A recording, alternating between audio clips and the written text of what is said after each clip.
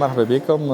أحمد أرتيبي منسق بنادي الموسيقى بدار الثقافة القلعة الصغيرة. اليوم كما تشوفوا تحضيرات عرض ريحة رمضان اللي باش يكون إن شاء الله نهار الاثنين 10 أبريل في الليل.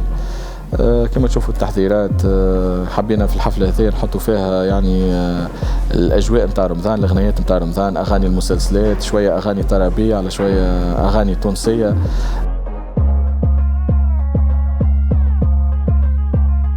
ان شاء الله باذن الله تكون حفله مزيانه، وندعو الناس الكل باش تجي بحذانا ويجيو يشرفونا. عسلامة، أني آية عبد اللاوي، عمري 21 سنة، ننشط في دار الثقافة لهنا.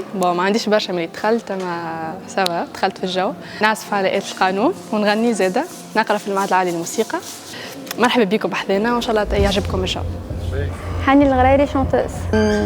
هكا معناها كنا نموتيفي في بعضنا. أحمد يعطيه الصحة تعب معنا على الآخر.